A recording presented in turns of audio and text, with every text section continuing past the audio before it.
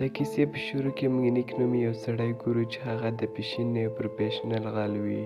هغه ځان ته په بلډینګ کې په رینټ باندې یو کمره ونیسي ځکه چې دې بلډینګ ته مخامخ په بل بلډینګ کې قیمتي خیرې پرتې وي. د ټولو نه پیله نیک د دې کمرې اجازه واخلي او بیا کیني خوراک وکړي. د خوراک نه پس هر څومره شیان چې په دې کمره کې موجود ول او د هغې سره د نیک لاس لیکېدلی و هغه یې ټول صفا کړل ترڅو د هغه فنګر پرنټ پرې پاتې نشي. د دې نه پس نیک په یو پرچه باندې څه ولیکي او د کمرې د کړکۍ څخه بخر راووځي او په دروغو د خودکشۍ کولو نټک جوړ کړي. په دې کې د لاندې نه یوه ښځه نیک وګوري او چیغې شروع کړي او هلته ګڼه ګوڼه جوړه شي او څه خلک پولیسو ته اطلاع هم ورکړي. خو په اصل کې دا خودکشي کول او د بلډینګ څخه ځان غورځول د نیک یو پلان وي ځکه چې هغه د مخامخ بلډینګ څخه د هغه قیمتي هیرې پټول غواړي. د نن نه یوه میاشت مخکې نیک په دغه ایرو باندې سکیورټي ګارډ و او دغه ایرې به یې ساتلې. خو لیکن د هغه بوس ډیوډ په هغه باندې تر ټولو قیمتي ایرې پټولو تور ولګوي چې د دې له امله پولیس ته یې بندي کړي. نیک د خپل ځان د بې ګناه ثابتولو ډېر کوشش وکړو خو هېڅوک د هغه خبرې نه اوري او هغه ته بد رد وایي او د خلکو په منځ کې د هغه حیثیت ختم شو. په دې سره نیک دا قسم وکړي چې په هره طریقه هم وي زه به دا هیرې پټوم او خلکو ته به ځان بې ګناه ثابتوم. د دې نه پس میک یو پلان جوړ کړي. د هغه پلار په دروغو ځان مړ کړي. د هغه ملګری میک چې په پولیسو کې وي هغه ته وایي چې ستا پلار مړ شوی. نو پولیس دی روان کړي او د خپل پلار لیدلو یې بوځي. کله چې دوی هلته ورسیږي نو د نیک ورور جوی هغه ته وایي چې زما پلار ستا له وجې مړ شوی دی. که چیرې تا غلا نه وای کړی او جیل ته نه وي تللی نو زما پلار به نه و مړ شوی. او دغه دواړه ورونه سره په جګړه شي. کله چې پولیس د دوی خلاصولو لپاره راشي نو نیک په هغه پولیس والا باندې حمله وکړي او د هغه نه توپانچه واخلي او د خپل ورور جوی ته ووایي چې زما لاسونه کلاو کړه. د دې نه پس دوی دواړه ګاډي ته وخیچي او له دې ځایه روان شي او خپلې خفیه کمرې ته لاړ شي چې هلته د دوی پیک کاغذونه موجود وي. د دې نه پس نیک خپل ورور جوی او د هغه ملګری هغه بلډینګ ته د هیرې پټولو لپاره ورولېږي. په خپله باندې د دې بلډینګ د کړکۍ نه د دروغو د خودکشۍ کولو نټک جوړ کړي.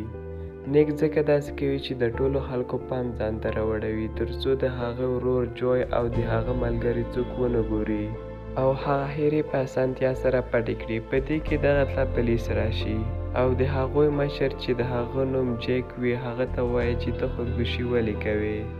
نو نیک دغه افسر ته ووایي چې زما بوس ډیوډ په ما باندې د یو قیمتي هیرې پټولو تور لګولی دی او هغه هیره اوس هم زما بوس ډیوډ سره موجوده ده او زما بوس ډیوډ ځکه دغه تور په ما باندې لګولی چې هغه ته د حکومت له طرفه د دې هیرې په بدل کې زیاتې پیسې میلاو شي. بل طرف نه دوی په غوږ کې خفیه میک پټ کړی وي او د خپل ورور مدد هم کوي. هغوی د بلډینګ چت ته راکوز شي خو هغوی د بلډینګ چت څخه لاندې نشي تللی. نو هغوی غواړي چې د بم لاس په واسطه دغه چت سوری کړي.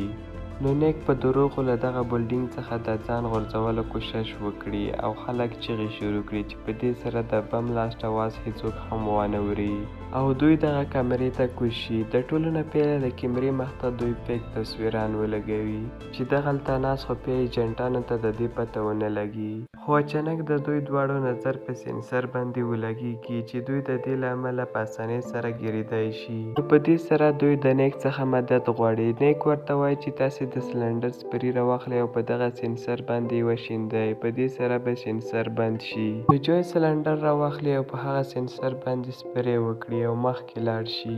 دې نه پس کله چې دوی د قیمتي هیرې د کمرې دروازې خلاصول غواړي نو نیک ګوري چې پولیسان د دغه بلډینګ په طرف روان دي.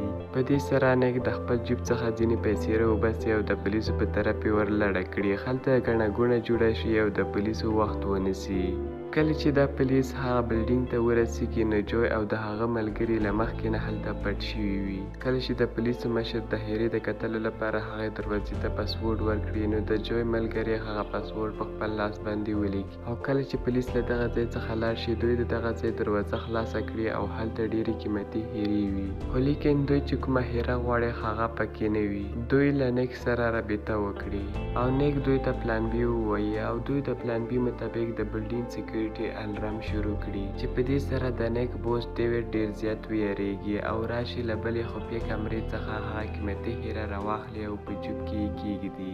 دې نه پس ډیوډ د خپل اپیس په طرف روان شي. کله چې هغه هلته ورسیږي نو جوی او د هغه ملګري له مخکې نه هلته موجود وي.